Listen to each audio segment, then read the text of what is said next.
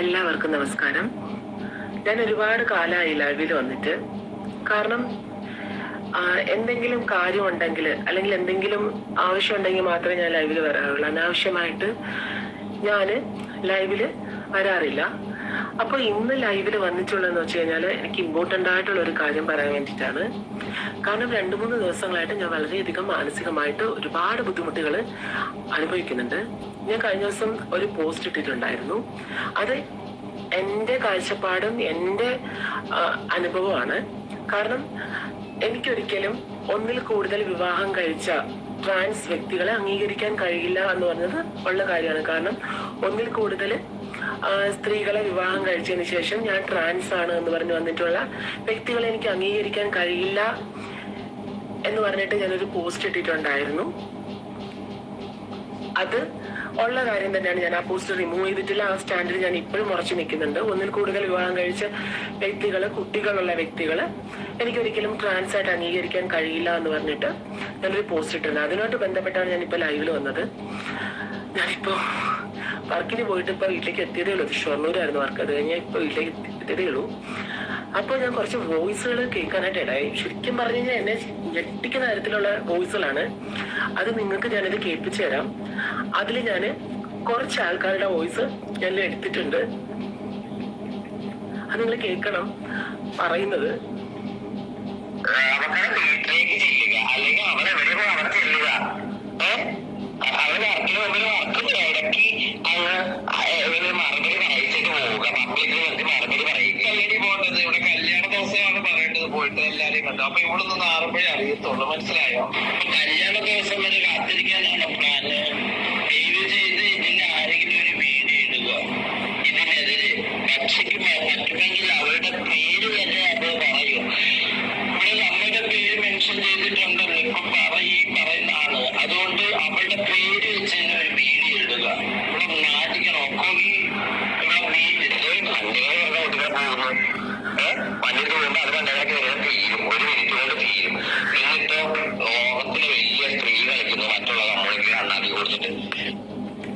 അപ്പൊ ഇതിലവര് പറയുന്നത് വെച്ച് കഴിഞ്ഞാല് ഞാൻ വർക്കിന് പോകുന്ന സ്ഥലത്ത് പോയിട്ട് എന്നെ പിടിച്ചിറക്കിയിട്ട് അവിടെ ഇവർക്ക് പാഠം പഠിപ്പിക്കണം. പിന്നെ ഞാൻ ഉദ്ഘാടനത്തിന് പോകുന്ന സ്ഥലത്ത് ഇവര് ഓട്ടോയിൽ വന്നിട്ട് അവിടെ മൈക്ക് കെട്ടി വെച്ച് അവിടെ വിളിച്ചു പറയണം.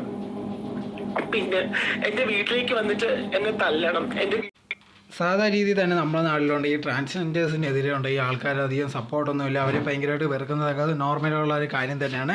ഇപ്പോൾ USA എടുത്തു കഴിഞ്ഞാൽ അവിടെ ഉണ്ട് ഇതിനെപ്പറ്റിയുള്ള കാര്യങ്ങളൊക്കെ ബാൻ ചെയ്ത് അവിടെ 2 തരം ആൾക്കാർ മതി, മെയിൽ ആൻഡ് ഫീമെയിൽ എന്നുള്ള രീതിയിൽ പൊയ്ക്കൊണ്ടിരിക്കുന്നത്. സോ അങ്ങനത്തെ ഒരു രീതി ഇവിടെ ഉണ്ട്.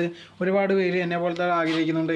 അങ്ങനത്തെ ഉള്ള രീതികളൊന്നും ആവശ്യമില്ലെന്ന്. സോ എന്നാൽ പോലും ഉണ്ട് ഈ ഒരുപാട് പേരുണ്ട് ഇതേ കണക്ക് അഭിനയിക്കുന്നത് കൊണ്ട് താൻ ട്രാൻസ്ജെൻഡേഴ്സ് ആണെന്ന് പറഞ്ഞു. ഇപ്പം നിങ്ങൾ ശ്രദ്ധിച്ചു കഴിഞ്ഞാൽ ഒരുപാട് പേരുണ്ട് ഇതേ കണക്ക് ട്രാൻസ്ജെൻഡേഴ്സ് വന്ന് വന്നിട്ടുണ്ട് ഇതേ കണക്കൂടെ മുതലെടുക്കാൻ ശ്രമിക്കുന്നുണ്ട്. ഈ ഇടയിലൊരു ന്യൂസ് ഉണ്ട് ഇതേ കണക്ക് കൊടുത്തിട്ടുണ്ട്. ഈ പർദ്ദയിട്ടതിന് ശേഷമുണ്ട് ഈ സ്ത്രീകളുടെ ടോയ്ലറ്റിൽ കയറി അവനെ പിടിച്ചപ്പോഴത്തേക്ക് ഇതേ കണക്ക് താനൊരു ട്രാൻസ്ജെൻഡറാന്ന് പറയുകയും അതിന് മുതലെടുക്കാൻ ശ്രമിക്കുന്നതൊക്കെ പറഞ്ഞ് ഒരുപാട് ഇതേ കണക്കത്തുള്ള കേസുകളൊക്കെ ഉണ്ടായിരുന്നു.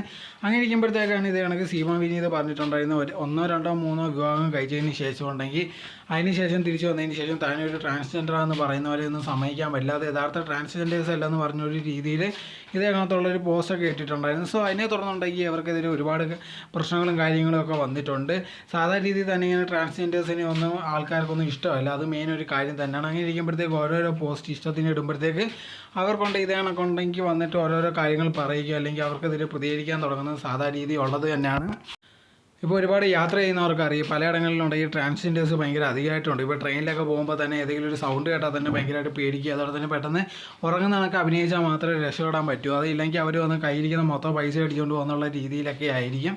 അതല്ലെങ്കിൽ നിങ്ങൾ ഈ രാത്രിയിലൊക്കെ ഇറങ്ങി നോക്കിക്കഴിഞ്ഞാൽ ഒരുപാട് പേര് ഇത് ട്രാൻസ്ജെൻഡേഴ്സ് വന്ന് ബോഡിയൊക്കെ എക്സ്പോസ് ചെയ്ത് നിൽക്കുന്നതായിട്ടൊക്കെ കാണാൻ സാധിക്കും. സോ ഇതിനകത്തുള്ള ഒരുപാട് പേര് ഇങ്ങനെ വന്നിട്ട് കാര്യങ്ങളൊക്കെ ചെയ്യാറുണ്ട്. അതുകൊണ്ട് തന്നെ ഇവരോടുള്ള അധികമൊന്നും ഇഷ്ടം ആൾക്കാർക്കില്ല. ഒരുപാട് പേരെ ഇവരെ ഹേറ്റ് ചെയ്യുന്നത്. പിന്നെ ഇതേ കണക്ക് 1, 2 പേരെയൊക്കെ രീതിയായിരിക്കും ആൾക്കാർ സപ്പോർട്ട് ചെയ്യുന്നത്. എന്നാൽ പോലും ഉണ്ടെങ്കിൽ അത് ഭയങ്കരമായിട്ടുള്ളൊരു സപ്പോർട്ടോ എന്ന് ചോദിച്ചാൽ അത് തീർച്ചയായിട്ടും ഒന്നും ഒരു കാര്യമില്ല. കാരണം ഇങ്ങനത്തുള്ള കാര്യങ്ങളൊന്നും ആയിരിക്കും അക്സെപ്റ്റ് ചെയ്തില്ല. മാക്സിമം ഉണ്ടെങ്കിൽ അവരെ ആൾക്കാർ ഹേർട്ട് ചെയ്യാനേ ശ്രമിക്കത്തുള്ളൂ. പെട്ടെന്ന് ഇവരൊക്കെ വന്നിട്ടുണ്ടെങ്കിൽ ഇതേ കണക്ക് തങ്ങളെ ആരും ഹേർട്ട് ചെയ്യാൻ പാടില്ല, എല്ലാവരും അക്സെപ്റ്റ് ചെയ്യണമെന്ന് പറഞ്ഞാൽ അതൊന്നും നടക്കുന്ന കാര്യമല്ല.